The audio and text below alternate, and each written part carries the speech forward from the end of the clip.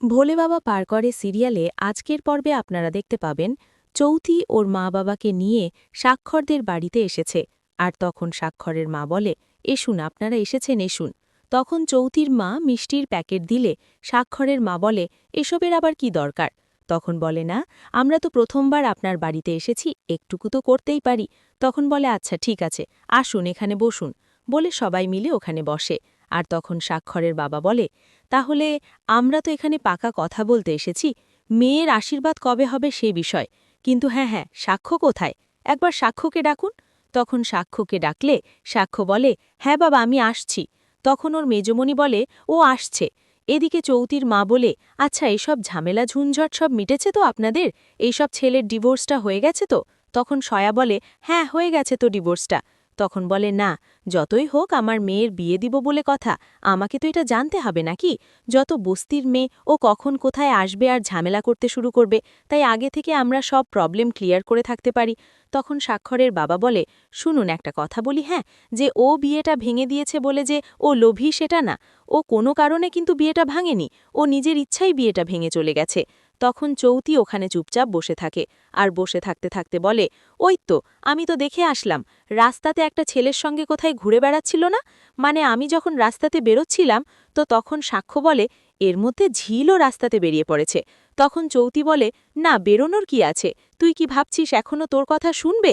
আমি যখন নার্সিংরুমের দিকে এগুচ্ছিলাম, তখন দেখলাম ও একটা ছেলেকে বাইকে, একটা ভাঙাচোরা বাইকে ধরে জোরে ধরে বসেছিল। আমি তো সেটাই দেখলাম। তখন সাক্ষ্য বলে, তাই তো, হ্যাঁ সেই ঠিক আছে। তখন চৌতির মা বলে, এসব কথা বলার আমাদের কোনো কাজ নেই, যেটা কাজের কথা সেটাই আসি আমরা। তখন স্বাক্ষরের মা বলে, হ্যাঁ আমরা কাজের কথাই আসি। তখন সাক্ষ্যকে বলে, সাক্ষ্য তোমার যদি কিছু বলার থাকে মন থেকে, তাহলে কিন্তু সবার সামনে তুমি ক্লিয়ার করে বলতে পারো, আমরা কোনো কিছু অসুবিধায়, তুমি অ্যাডাল্ট হয়ে গেছো, বড় হয়ে গেছো। আর চৌতিকে যদি কিছু বলার থাকে তাহলে বলতে পারো, চৌতি তোমার সেই ছোটবেলাকার বন্ধু, তাই বলছে কিছু বলার থাকে বলো। তখন সাক্ষ্য বলে, যে না আমার কোনো কিছু বলার নেই গো। তখন ওর মেজমণি বলে, ওই তো বিয়েটা তো ভেঙে গেছে, এবার আমরা তাড়াতাড়ি করে বিয়েটা ছেড়ে ফেলতে চাই, আমাদের খুব তাড়া আছে বিয়েটা, আগের থেকে বিয়েটার কথা চলছিল, কিন্তু একটা দুর্ঘটনা ঘটে গেছিল বলে থেমে গেল, এসব বলে। তখন স্বাক্ষরের বাবা বলে, শুনুন একটা কথা বলি, হ্যাঁ, যে ও বিয়েটা ভেঙে দিয়েছে বলে যে ও লোভী সেটা না, ও কোনো কারণে কিন্তু বিয়েটা ভাঙেনি, ও নিজের ইচ্ছাই বিয়েটা ভেঙে চলে গেছে। ভাঙেনি, ওর নিজের ইচ্ছায় বিয়েটা ভেঙে চলে গেছে। তখন চৌতি ওখানে চুপচাপ বসে থাকে। আর বসে থাকতে থাকতে বলে, ওই তো আমি তো দেখে আসলাম রাস্তাতে একটা ছেলের সঙ্গে কোথায় ঘুরে বেড়াচ্ছিল। না মানে আমি যখন রাস্তাতে বেরোচ্ছিলাম, তো তখন সাক্ষ্য বলে, এর মধ্যে ঝিলও রাস্তাতে বেরিয়ে পড়েছে। তখন চৌতি বলে, না বেরোনোর কি আছে, তুই কি ভাবছিস এখনও তোর কথা শুনবে? আমি যখন নার্সিং রুমের দিকে এগুচ্ছিলাম তখন দেখলাম ও একটা ছেলেকে বাইকে, একটা ভাঙাচোরা বাইকে ধরে জোরে ধরে বসেছিল, আমি তো সেটাই দেখলাম। তখন সাক্ষ্য বলে, তাই তো, হ্যাঁ সে ঠিক আছে। তখন চৌতির মা বলে, এসব কথা বলার আমাদের কোনো কাজ নেই, যেটা কাজের কথা সেটাই আসি আমরা। তখন স্বাক্ষরের মা বলে, হ্যাঁ আমরা কাজের কথাই আসি। তখন সাক্ষ্যকে বলে, সাক্ষ্য তোমার যদি কিছু বলার থাকে মন থেকে, তাহলে কিন্তু সবার সামনেই তুমি ক্লিয়ার করে বলতে পারো, আমরা কোনো কিছু অসুবিধা কর, তুমি অ্যাডাল্ট হয়ে গেছো, বড় হয়ে গেছো। আর চৌতিকে যদি কিছু বলার থাকে তাহলে বলতে পারো, চৌতি তোমার সেই ছোটবেলাকার বন্ধু, তাই বলছে কিছু বলার থাকলে বলো। তখন সাক্ষ্য বলে যে, না আমার কোনো কিছু বলার নাই গো। বলে, ঠিক আছে বলার নাই তো কি হয়েছে। তখন ওখানে সুফলা ওদেরকে খাবার নিষেধ দেয়, আর সেই খাবারগুলো তখন ওদেরকে খেতে বলে। আর তখন যৌতির মা বলে, বাবা এত কিছু আয়োজন করেছেন, আমি তো এত কিছু খাই না, আর এ সময় তো খাই না, তবু বলছি আপনারা যখন এনেছেন তখন একটু অন্তত খাবো। তখন ওর দাদু বলে, একটু খাবেন? তখন ওর বাবা বলে, না না আমি এসব, আপনারা যখন যখন খাবারটা এনেছেন তখন আমি অবশ্যই খাবো, কেন আমি খাবো না গো। তখন বলে, ঠিক আছে। আর চৌতি তুমি খাবে নাকি? তখন ওর মেজমণি বলে, না চৌতি কেন গেস্টের মধ্যে এখানে খাবে, আমাদের সঙ্গে একসঙ্গে টেবিলে বসে খাবে। তখন বলে, ও আচ্ছা ঠিক আছে। এদিকে তখন সতীর মা সাক্ষ্যকে কিছু বললে সাক্ষ্য বলে যে, না আমি একটা কথা বলতে চাই, যে আচ্ছা তোমরা যখন আমার বিয়েটা দিয়েই দিচ্ছ, তাহলে মেনুকা মাসিক আর রাহিরা ফিরে দাও, ওই বাড়িতে এসে কাজ করুক, আর ওর মেয়েরা যদি ওকে হেল্প করতে চায় তাহলে করবে। তখন বলে, তাই নাকি? তো হ্যাঁ, তখন যৌতির মা কিছু বললে বলে, না ঝিল কিন্তু ওরকম ধরনের মেয়ে না, ও সত্যি অন্তত খুব ভালো মেয়ে, ওর মতো মেয়ে হয় না। তখন যৌতির বাবা বলে, আচ্ছা আচ্ছা তাই যদি হয় তাহলে একটা কথা বলো, তোমরা ডিভোর্সটা কেন তাহলে দিলে, এত ভালো মেয়ে যখন। তখন তখন সাক্ষ্য কথাটা ভাবতে থাকে যে ঝিল বলেছিল ওর একটা বয়ফ্রেন্ড আছে। তখন স্বাক্ষরের মা বলে, না সেটা কোনো কারণ না, না। কারণটা কি বলুন তো, আমরা এত বড়লোক মানুষ, আর ওই বস্তির মেয়ের সঙ্গে কি আমার ছেলে একসঙ্গে সংসার করতে পারি? এইটা হচ্ছে সবথেকে কিন্তু বড় কারণ। তাছাড়া কোনো কারণ থাকতে পারে না। তখন যৌতির মা আবারও কিছু বলতে বললে কিছু চুপ করে থাকে। তখন স্বাক্ষরের মা বলে, তোমার কিছু বলার থাকলে কিন্তু আজকেই ক্লিয়ার করে দাও। তখন সাক্ষ্য বলে, হ্যাঁ, আমার একটাই শর্ত আছে। সেই শর্তটা হচ্ছে, আমি চাই যে আমার এঙ্গেজমেন্টের দিনে মেনুকা মাসি আর ওর 2 মেয়ে সেখানে আসুক, আর ওরাই আমার এঙ্গেজমেন্টে যত কিছু রান্নাবান্না সব কিছু করুক। এটাই আমার সবথেকে বড় কথা।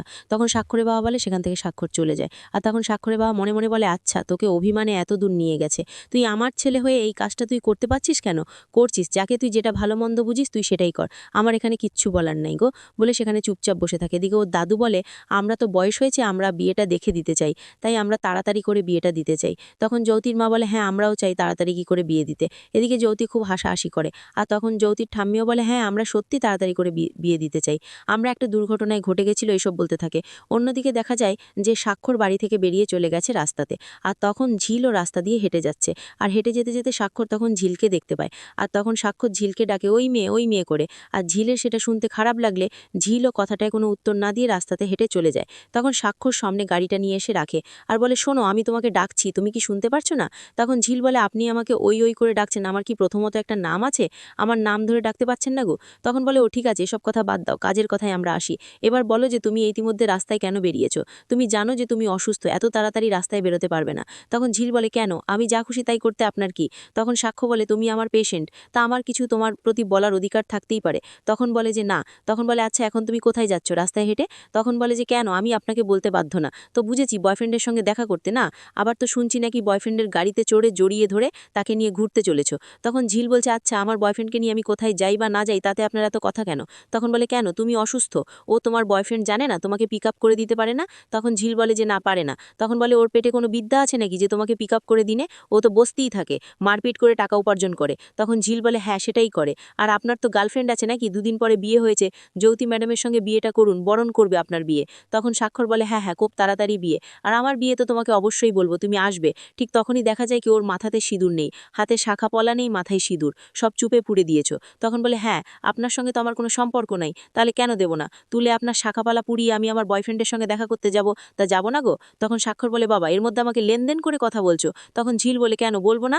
আপনি এখন আমার কাছে একটা পরশ পুরুষ, তাই আপনাকে আজ থেকে আমি লেনদেন করে কথা বলাটা উচিত।